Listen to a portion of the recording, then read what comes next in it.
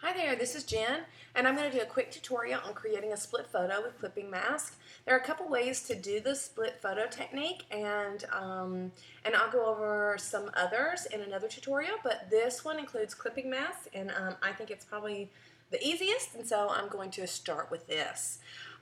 First of all, we have to know how to create a clipping mask, and that's pretty simple. It's pretty basic, I should say, but not everybody may know how to do it. It's come to my attention that there may be some people that are not using this technique, and really and truly, you need to learn it. It will really, really help in your scrapping and other digital projects. There's also a full tutorial on just creating clipping mask, and I've done that recently, and it's should have a little more detail, so please watch that if you need to. This was done on Photoshop Creative Cloud, but the technique's exactly the same for Photoshop Elements. Okay, so first of all, what you need to know is when you're doing this, and I'm going to go ahead and get rid of my cute little text here, but basically when you're doing this, you want to create a new layer for your photo mask. Right over here, I've got my new layer. If you create your mask on the background layer, then you won't be able to move it around or adjust it at all. So we're going to make a new layer. We're going to go up to our marquee tool, and we're going to make a rectangle by just simply holding my mouse down and just sliding it over to where I want it. Because I'm doing a split photo, I'm going to make this vertical, and I'll show you why in just a minute. Now, in order to make this a clipping mask, I'm going to need to paint on the inside of it, and that'll give me something to clip my photo to. You want to, again, make sure you're on your new layer. You go to the paint tool, and it does not matter what color. This one happens to be red because that's my foreground color, but it can be any color under the rainbow because it's going to disappear. I'm going to deselect my marching ants, and so you see now I am left with just a simple rectangle. This particular tutorial is going to require I'm just going to have two different splits, so to speak, and so basically I need to duplicate this rectangle and move it over to make my split. So there's a couple ways to do it. I can right click on it and hit duplicate the layer here, or I can just hit my option key and move it a little bit. And that's the way I usually do it. I think on a Windows computer, on a PC rather, it's Alt, but on a Mac it's Option, and that is what I'm scrapping on, so I'm hoping I'm right on that with the Alt. Regardless, now that I have two of these rectangles, I'm going to move one over. If I just hold one and slide it over, it'll slide pretty much even. See how nice and even that is? And I'm going to move it over just a little ways separated from the first one. Now, if I want to make sure they're completely even, just a little tip there, highlight both of the layers here, go up to the top, and align them at the bottom. Okay, bottom align edges, right? Align bottom edges right there, and that makes them even. So now I have two halves. It's going to be two halves of my photo. The photo I'm going to choose is this one I've already looked at. It's from a trip to San Diego. It's of my adorable son. My workspace here with Photoshop Elements. Of course, you open it into the project bin and then move it up. But you end up with the same thing. You get a photo here on top of my mask.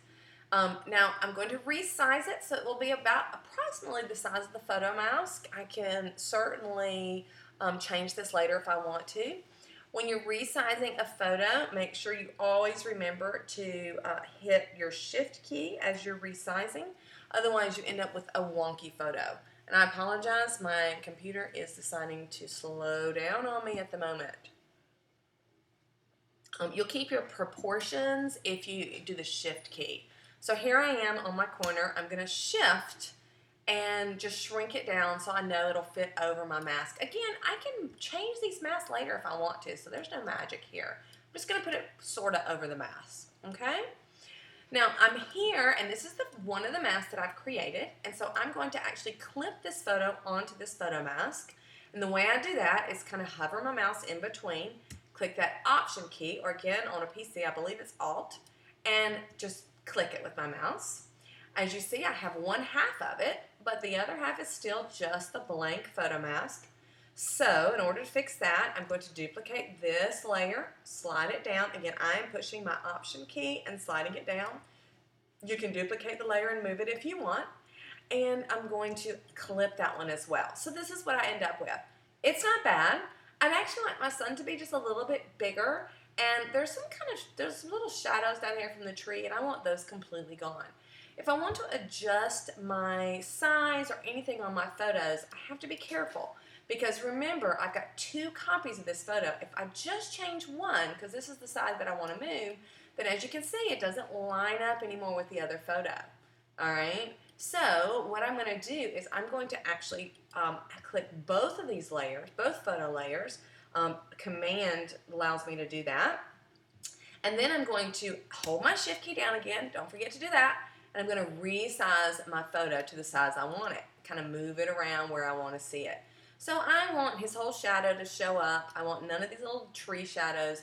I'm kind of particular about this little vase back here. I don't want that little edge popping out. So I'm going to just put it right there. Let's make it just a little teeny bit bigger so you can see him better.